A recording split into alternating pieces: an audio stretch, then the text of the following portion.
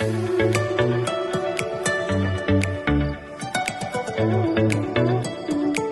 достар, мен Құттыбаев Асмаат 5-ші сынып оқушысымын. Мен сіздерге ағылшын тілінің қазіргі жасөспірімдердің сөйлеуіне әсері туралы айтқым келеді. Ағылшын тілі әлемде жетекші орын алады. Көркемде бай, қуатты болып табылатын бүгінгі қазақ тіліне күн сайын ішкі және сыртқы факторлардың әсерінен ағылшын тілік бірліктері ену үстінде. Мұндай тілік бірліктер бұрын орыс тілі арқылы кірсе, енді оның орнын ағылшын тілік бірліктері басуда. Бұған біздің өміріміздегі жоғарыда айтқан әртүрлі факторлар әсер етеді. Мысалы, интернет, радио, техникалық прогресс, теледидар және халықаралық байланыстар. Қазақ тілі бай, көркем тіл болғанмен кейде осы заманғы ұғым түсініктерді беруде, кейде өзге тілге орыс, ағылшын, тағы басқа есе жібереді. Бұл қазақ тілінің кеңес заманында шектеулі қолданыста болып, дами алмай қалғанының кесірі. Сондықтан да бүгінгі таңда күнделікті қолданыстағы корзина, лапот, ангел, носок, баренка, тағы сол сияқты сөздердің баламасы жоқ. Бұндай сөздердің көпшілігі бізге орыс тілі арқылы Англиядан келді. Және оларды біз қазір ағылшын тілді бірліктер деп атаймыз. Қазақ тіліне бұл шетелдік сөздер неге ауысты? Сонда бұндай ұғымдарды беретін өзімізде сөз болмағаны ма? Қазақ тіліндегі ағылшын тілді бірліктердің осындай үлкен ағыммен енуінің ауысуының себептері қандай? Біріншіден, жаңа терминологияның пайда болуы, компьютер тілі, экономика, қаржы, интернет. Күнделікті өмірде ақпараттық технологиялардың тез дамуы мен таралуының байланысты көптеген жаңа тақырыптар пайда болды. Электрондық пошта, интернет, ноутбук, диск, байт, сайт. Осылайша көптеген ағылшын тілі бірліктерді біліміміз молынан ене бастады. Өйткені қазіргі заманның ағымына тез ілесу үшін олардың жаңаларын ойлап тапқаннан гөрі басқа тілдегі сөздерді қолдану оңайырақ. Екіншіден, қазақ тілінде әртүрлі жаңа зат, құбылыс атауларына қатысты тиісті ұғым атауларын болмады.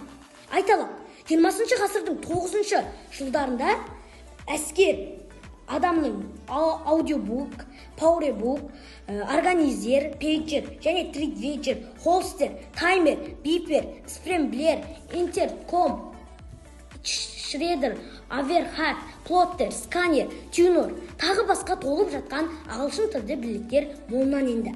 Үшіншіден, қазақ тілінде жаңа зат, құбылысқа тиісті атаудың болмауы.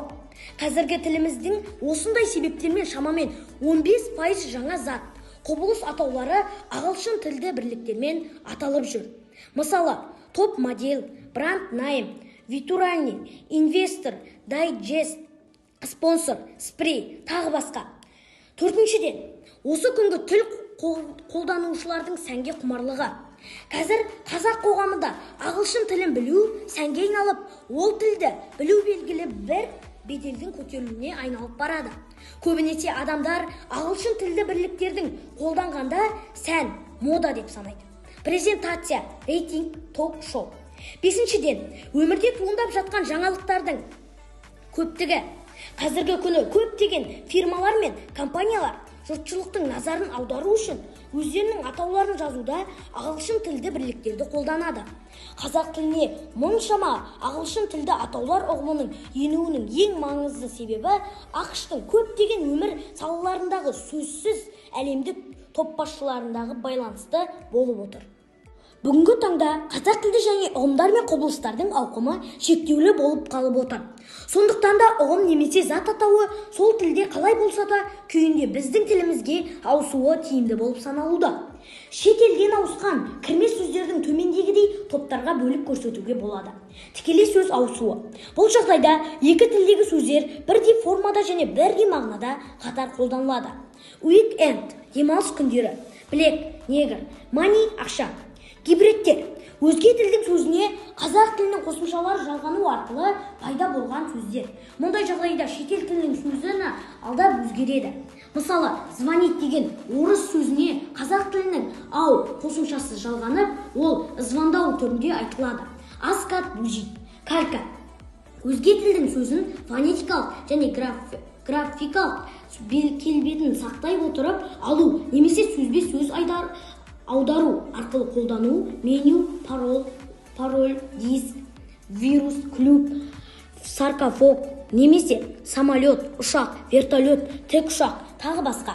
жартылай калька. Өзге тіл сөздерін қазақ тілінің грамматикалық ережелерін бағындыра отырып алу. Мұндай жағдайда шетел сөздерінің қазақ тілінің қосымшаларын немесе жеке көмекші сөздер қосылады. Экзотимиздер. Олар басқа халықтарды ерекше ұлттық әдеп-ғұрыптарын сипаттайды және қазақы емес өмір шындықты сипаттау үшін қолданылады.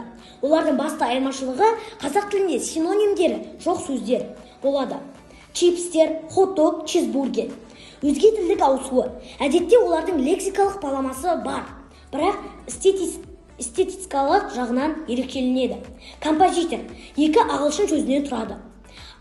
Пайдаланылған киім сататын, екінші қолмен жұмыс жасайтын дүкен, бейне салон, фильмдерді көруге арналған бөлме. Жаргонизмдер. Қандай да бір сөздің ішіндегі дыбыстарды бұрмалау нәтижесінде пайда болды. Ағылшынша эспейк, қазақша жоғалып кету. Жастар жаргоны.